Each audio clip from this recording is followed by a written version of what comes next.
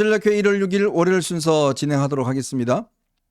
요 며칠 사이에 여러분들이 아마 이 어디 아시아 투데이인가요? 거기서 한 여론조사에 대한 궁금증이 꽤 많으신 것 같습니다. 윤석열 대통령에 대한 지지율이 이제 40% 정도가 나온 여론조사였는데요. 아마 지난 주말 사이에 이게 또 뭐 SNS에서 꽤 많이 퍼졌습니다. 그래서 많은 분들께서 도대체 어떻게 이런 여론조사 나오지? 아마 우리 저 댓글로도 많은 분들 이렇게 표현해 주셨는데 제가 그래서 이걸 한번 알아봤습니다. 근데 여기가 이제 아시아 투데이라는 신문사가 고성국 씨가 주필로 있는 신문사입니다.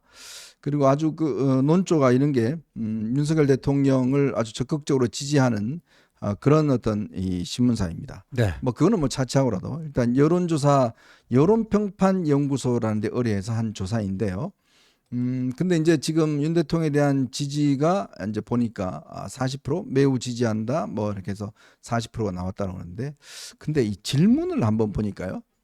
이게 참 황당한 질문들을 하고 있습니다. 이게 질문지를 한번 보시면 저희가 그동안 여론조사 뽀개기나 뭐 이런 걸 통해서 여론조사가 중요한 거는 일단 질문이 중요하다는 말씀을 드렸고 조사 방식이 중요하다는 말씀을 드렸지 않습니까? 네. 근데 이게 우선 ARS 방식, 즉 전화기로 자동응답 방식입니다. 기계음이 물어서 자동응답 방식인데 보니까 21,442명한테 물어서 1,000명이 답변을 했습니다. 응답률이 4.7%. 그러니까 이게 응답률이요 너무나 낮습니다. 응답 자체를 4.7%밖에 하지 않은 것이고, 그리고 질문이요 일단 우선 너무 깁니다. 너무 긴 그 질문은 이 유권자 그러니까 질문 하시는 분들이 끊어버려요. 그러니까 여론조사는 질문이 짧고 단순해야 됩니다. 그런데 여론조사 질문이 길다는 것은 이 여론조사에 응하는 사람들이 그 긴 거 그렇게 듣지 않아요. 그러니까 바로 끊어버립니다. 적극적인 어떤 이 사람이 아니면 끊어버려요. 이제 그런 문제점이 있는 거죠. 저는 그래서 저도 여론조사를 많이 해봤지만 일단 우선 질문지가 너무 길다는 것 자체가 일단 문제예요. 야, 저게 뭐 두 이게 번째, 한 번 읽으면 네 번째 문항 보니까 뭐 세 줄. 네. 와, 저거. 이게 전부 다 인내심을 가지고 들을 네. 분들이 없어요. 자, 그리고 질문을 한번 보십시오. 자, 3번 질문입니다. 선생님께서는 윤석열 대통령의 체포영장에 대한 불법 논란에도 불구하고 공수처가 현직 대통령 강제 연행하는 것을 어떻게 생각하십니까? 이게요 앞에 전제가 있죠. 이 전제가 있으면 안 됩니다. 질문에. 그러니까 그렇죠. 이 현직 대통령에 대한 강제 연행에 대해서 어떻게 생각? 이렇게 딱 물어야 돼요. 네. 근데 앞에 있는 이 전제는 뭐냐면 이미 이 그 응답자들 하여금 이 질문의 의도성을 일단 깔고 가는 거예요. 자, 두 번째 한번 4번 질문 한번 볼까요? 감독님 한번 올려주실까요? 자, 이 4번 질문 보면 제가 읽어볼게요. 네, 한번 읽어보세요. 네, 선생님께서는 윤 대통령이 비상계엄 선포 이유로 언급한 중앙선거관리위원회 전산 시스템의 해킹 및 부정선거 가능성에 대한 의혹 해소를 위해 선관위 선거 시스템에 대한 공개 검증이 필요하다고 생각하십니까? 필요 없다고 생각하십니까? 네. 여기 보면 이 질문이 이미 필요하다는 것을 상당히 유도하는 그렇죠. 유도성 질문이에요. 그러니까 이게 뭐냐면 쭉 이제 문제를 하는데 저거 듣고 있는 분 별로 없습니다. 자, 5번 문제도 마찬가지입니다. 선생님께서는 중앙선관위의 부정선거 의혹을 제기하는 행위에 대한 처벌하는 법안을 발의하는 것에 어떻게 생각하십니까? 이제 이거에 대한 질문이 굉장히 의도성이 있죠. 그러니까 이런 방식으로 여론조사를 하게 되면 실제로 윤석열 대통령에 대한 지지하는 분들이 과표집이 돼요. 그렇죠. 과표집이 된다는 거는 그러니까 이 윤 대통령을 지지하지 않거나 이런 분들이 저 녹음을 전부 다 듣고 있지 않습니다. 끊어버려요. 이제 그러다 보니 저 지지도가 40%라는 지지도가 나오는 겁니다. 그러니까 저 보세요. 저기 3번, 4번, 5번이잖아요. 1번, 2번은 귀하의 연령은 뭐 10대에서 10대, 20대 네. 이거 물어보고, 귀하께서 거주하시는 곳은 서울이냐 경기냐 뭐 대구 경북이냐 네. 이런 거 보고 3번, 4번, 5번을 앞부분을 네. 저렇게 해버리면요. 저기서 이제 다 떨어지죠. 다 떨어져 나가고 그러니까 골수 윤 대통령 지지자들이 이제 남아서 남아요. 마지막까지 응답하는 그런 식으로 가겠죠. 저게 이제 명태균이가 한 수법. 그렇죠. 예. 명태균식 여론조사의 수법인데, 그러니까 저는 저 질문을 보고서 이거는 질문이 아니다. 기본적으로 이거는 굉장히 문제 있는 질문이고, 물론 최근에 워낙 이제 민주당과 공수처가 이 체포 문제 때문에 이게 보수층들이 결집하고 있는 건 사실입니다. 네. 그거는 뭐 우리가 여러분들 잘 아시겠지만 그런 움직임들은 있어요. 근데 이런 식으로 윤 대통령의 지지율이 40%다.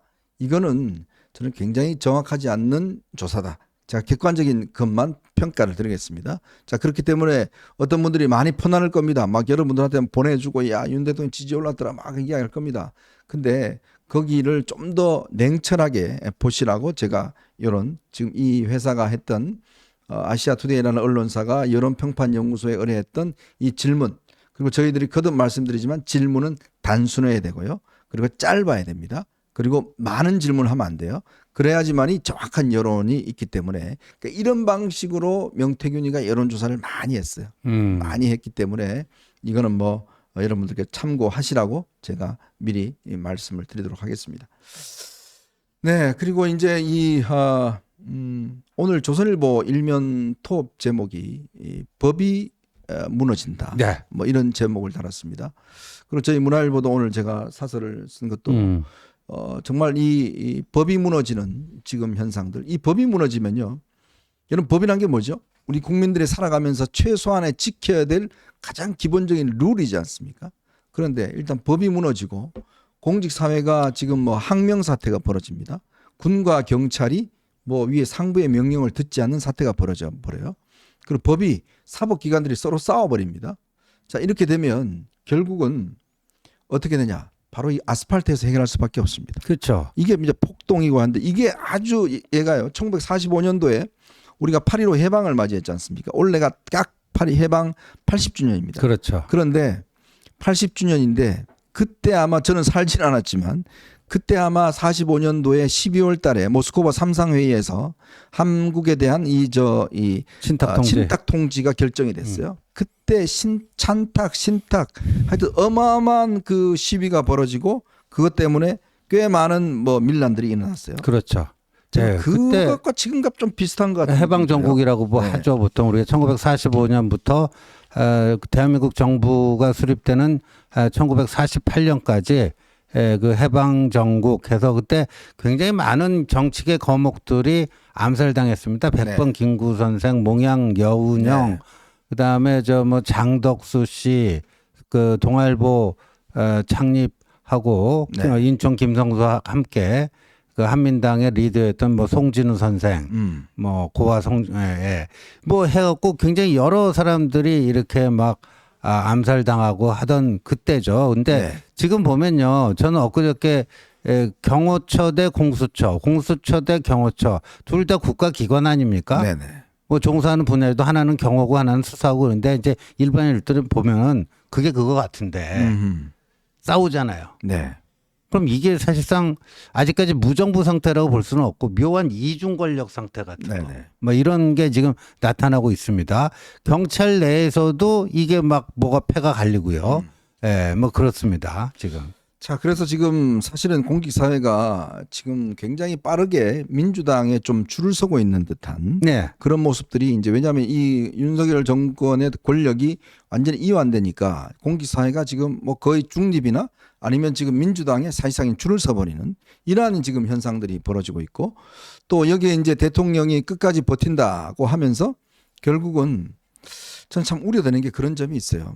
우리가 어차피 여러분 아마 다들 예측하시겠지만 글쎄 윤석열 대통령 탄핵 이거 벗어나기 어려울 겁니다. 그러면 어차피 이제 조기 대선은 저는 치러질 거라고 거의 봐요. 그러면 문제는 뭐냐면 우리가 최소한 뭔가 이 선거를 칠 수 있는 동력은 남아 있어야 되잖아요. 그렇죠. 이 동력 진짜 마지막 남은 연료는 좀 남아 있어야 될 그렇죠. 겁니다. 그래야 이 연료를 떼서 어떻게 하든지 간에 이 대선이라는 그런 걸로 지금 우리가 전진을 좀 해야 될 거 아니겠습니까? 근데 지금 윤 대통령이 하고 있는 모습들을 보면 아예 그냥 이 연료를 싸그리 없애버리겠다. 그러니까 이 국민의힘이나 이 보수가 다음 어떤 조기 대선이 왔을 때 뭔가 활동할 수 있는 어떤 여력 이거를 그냥 쌍그리 없애버리는 저는 그러한 느낌들을 많이 받아요.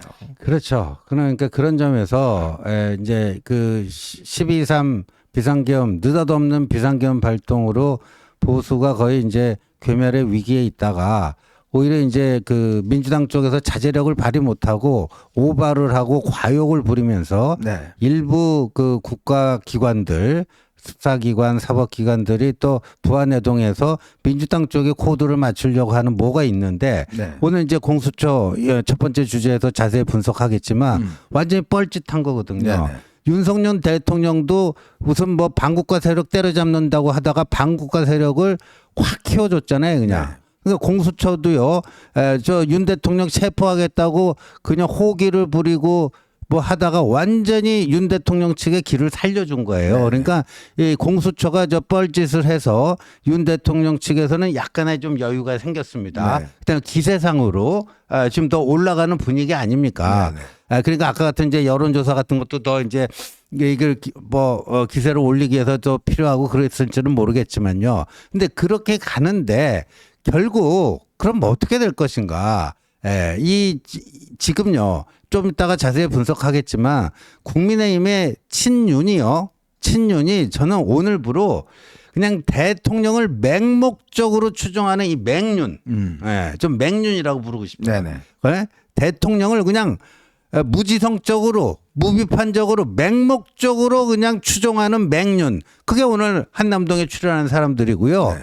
그나마 이거저거 고민하면서 이렇게 좀 뭐 좀 이 머리도 좀 굴리면서 적당하게 대통령하고 거리두기를 해야 되는데 갑자기 확 거리두기 하기에는 좀 그렇고 그리고 한남동에 갈 수는 없고 그런데 좀 거리두기는 해야 될 것 같고 멀어지고자 하는 멀륜들 네. 이 맹륜과 멀륜으로 이렇게 쫙 분화가 되잖아요.